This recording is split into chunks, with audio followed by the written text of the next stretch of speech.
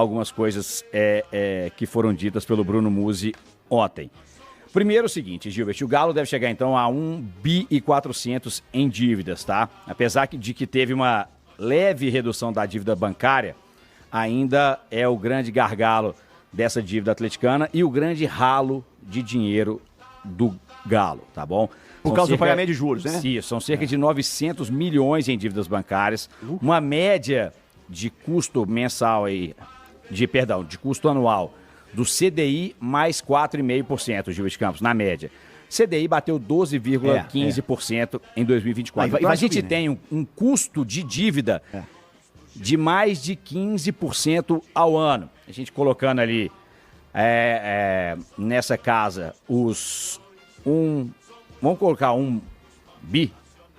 Só para arredondar, né? Fica mais fácil a conta. Os outros 400 milhões estão em Profut, etc, tá?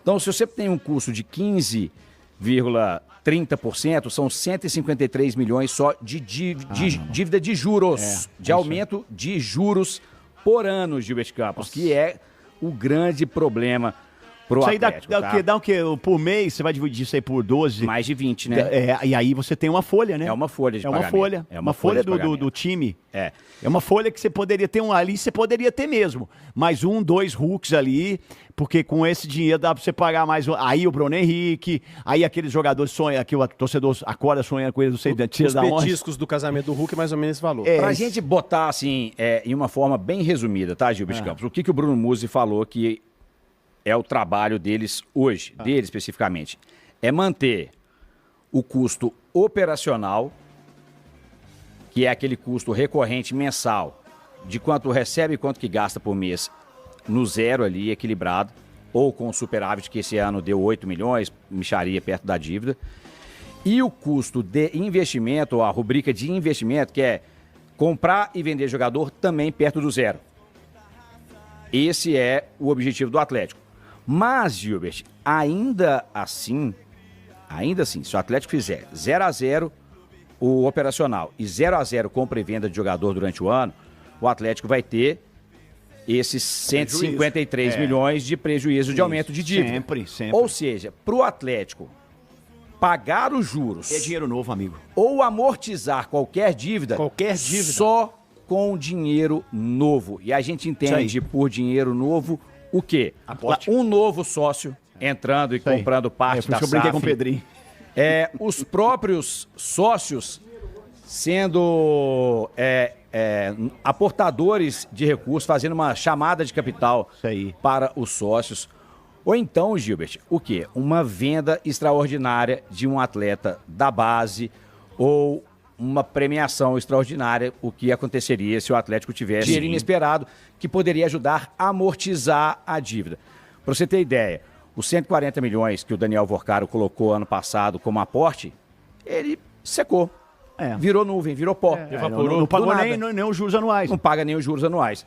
E talvez o grande vilão dessa dívida anual, Gil, se chama Arena MRV. Tá? A Arena MRV tem cerca de 407 milhões de reais em CRI, é o famoso CRI, que tem um custo de CDI mais 5,25%. São 17,35% o custo da Arena MRV, mais os 30 milhões de custo que ela tem por ano para manutenção, etc, etc. A Arena MRV custa ao Galo 100 milhões de reais por ano.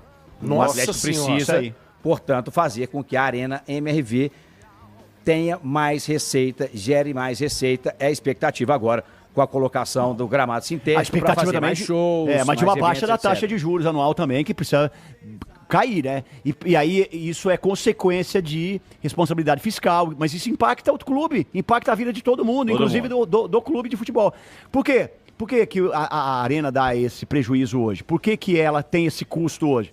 Porque o financiamento ficou mais caro, o dinheiro ficou mais caro. É isso. Não, essa arena também, ó, a acústica é ruim, primeiro classe perde, primeira final lá perde, dá prejuízo, perde. Ah, tá ruim demais trem também. Tá bom, pode deixar que dinheiro vai agora, ainda mais que agora. Você acha que vai? E é uma arena, porque vai mudar o gramado, vai ter evento lá, enfim. É uma arena que tem um valor estimado em 1,1 bi de reais, Isso aí. mais do que o dobro do que o Cruzeiro vale. Só a Arena, Vixe, fora o Maria. grupo de jogadores e a marca Galo, tá? Você quer que o dono do Cruzeiro pega só no bolso direito, Mais compra do que lá a e marca faz virar Galo. uma horta? A minha Vai preocupação... plantar alface, tomate, cebolinha. não, hein? Ô, Primo Rico. Ali dá. Primo Rico. O negócio mudou, é bom, né? Primo Rico, o negócio é o seguinte aqui. Eu não vou dormir hoje, Por quê? sabendo que eu devo um cara um dinheiro hoje, aí eu pago para ele amanhã e ainda continuo devendo 20 milhões de juros por mês. Os juros é rápido, filhão. Ó, Gente do céu. É mas um assim, problema assim. O Atlético, se você for pegar o perfil da dívida, Gilberto, do ano passado, o Atlético pagou a praticamente todos os bancos, amortizou um pouquinho da dívida. Só não pagou para o Banco Inter, que manteve o mesmo número, que é a dívida mais barata, que é CDI mais 2,5%, e para o BTG, que aumentou, que é uma dívida de CDI mais 3,1%. As outras são CDI 4,5%, CDI 6%, CDI 5%. O Atlético foi abatendo, amortizando, um pouco diminuiu, era 50%, passou para 40% e por aí vai. Por que aumentou o BTG? Porque eles trocaram a CDI 6 por CDI 3,1%, ou seja, trocou de 18% ao ano para 3% ao ano, 15% ao ano, o que ainda é uma dívida caríssima para o Atlético, viu, Gil de Campos? Agora, vamos falar em dinheiro novo. Qual que é a expectativa de entrar dinheiro novo? A certeza que o Atlético tem de entrar dinheiro novo. O Atlético tem mais 60 milhões de reais do Daniel Vorcaro, um dos sócios, o segundo maior acionista da SAF do Galo. Ele tem mais 60 milhões prometidos para entrar nessa temporada de 2025. E tem o FIGA, que é um fundo de investimento do Galo, que busca arrecadar 100 milhões de reais, mas tem garantido pelo Rubens Menin que se esses 100 milhões não forem arrecadados até o final do ano que vem, de 2026, o Rubens Menin vai integralizar os 100 milhões. Por enquanto, foram 4 milhões arrecadados, o Rubens vai ter que então aportar mais 96 milhões tá longe, hein? para colocar, mas isso só no final do ano que vem. Ou seja, para você manter a dívida Esse fica as cotas são zerada desse ano, você não pode gastar mais do que arrecada, Certo. tá certo? E ainda tem que botar mais uns 150, 160 milhões de dinheiro novo e só tem 60 milhões programado para entrar do Daniel Vorcaro no primeiro momento. O Bruno Musi falou que algumas alternativas são estudadas, né, como troca da dívida, vender parte da dívida para um fundo e alongar esse prazo de pagamento, ou mesmo alguém fazer a compra dessa dívida com um valor de juros inferior ou até mesmo sem juros. Eu questionei a respeito daquilo que fez em outra oportunidade a família Menin, de colocar lá 300 milhões de reais sem juros para o Atlético, para pagar quando finalizasse as outras dívidas. Mas a expectativa, Gilbert, é de fato que o Atlético tenha que fazer alguma movimentação dessa de chamada de capital dinheiro novo, para os investidores. Para Gilbert Campos. poder não ter que pagar esse juro todo aí por vem. ano aí. Não, é só Senão- avisar. O Atlético não teria... Gente, a Associação Atlético tem 25% da SAF e não tem dívida nenhuma. Ponto. Essa dívida de 1,310, que foi para 1,4 bi, projetada para 1,4 bi, é o patrimônio CPF deles. Então, assim, ela foi para 2 bi, a dívida tem pagável. Ou eles vão decretar falência, o que prejudica todos os outros negócios deles, também é atrelado ao CPF deles, ou então eles vão ter que dar um jeito de pagar. Então, isso é um problema que, de fato, eles têm que resolver. O que não pode acontecer é esse problema da dívida afetar a ambição do futebol. É Por isso quê? aí. Porque quando eles compraram o clube, eles já sabiam da dívida, já sabiam do tamanho da Agora você dívida falou. e já sabiam que eles teriam que aportar em algum momento para quitar o restante dessa dívida. Portanto, Gilberto Campos, é uma preocupação deles.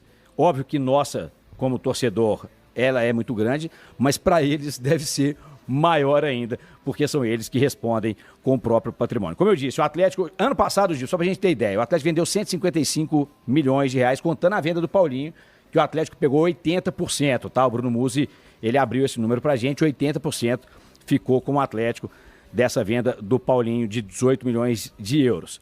Então o Atlético pegando esses 18 milhões de euros do Paulinho, 155 milhões de reais, teve venda, dinheiro que entrou de venda do Savinho, de Mecanismo de Solidariedade, venda do Paulo Henrique, venda de não sei quem. Ponto. 155. Bilheteria, O premiação. Atlético, não, etc. isso aí eu tô falando só de venda. Só de venda. O Atlético, a receita total foi 657 milhões projetada. O Atlético, ele teve desses 155, para equilibrar, teria que ter comprado 155. Gastou 211. Então gastou 60 milhões de reais a mais do que arrecadou. Ou seja, esse valor impacta também no aumento final da dívida, Gilbert. E muita gente pergunta, mas o Atlético é o único time que virou SAF, que não fez recuperação judicial, ninguém mais tem dívida. Bom, Botafogo está ali, você já trouxe a notícia, você vai trazer, não? É sobre... Salários atrasados. O grupo não bater no pé para não se apresentar. Os jogadores do Botafogo não estão se representando enquanto o John Textor não pagar salários atrasados. Bom, enfim, todas as SAFs não têm dívida, entre aspas, né? Porque ela assume, de alguma forma, a dívida da associação, que seja em recuperação judicial ou qualquer outro regime de pagamento. E, Gilbert, é muito questionado, de novo, gente, é muito questionado o porquê de o Atlético não fazer uma recuperação judicial ou não ter tentado uma recuperação judicial. O Bruno Musi, ele deu uma explicação muito clara sobre isso. Você pode concordar ou não concordar, mas a explicação ela é claríssima dos motivos do Atlético não ter feito recuperação judicial e eu espero que isso deixe tudo esclarecido. Presta atenção. A recuperação judicial no Galo, ela nunca foi parte da estratégia. E por que ela nunca foi parte da estratégia? Vou explicar um pouquinho sobre recuperação judicial. Não sou advogado, mas tenho um entendimento claro de por que a gente não foi. Credores bancários, eles possuem mais do que 50% do total desse endividamento, do total dessa categoria. Os bancos, por estarem avalizados, reprovariam uma recuperação judicial. A partir do momento que você entra com uma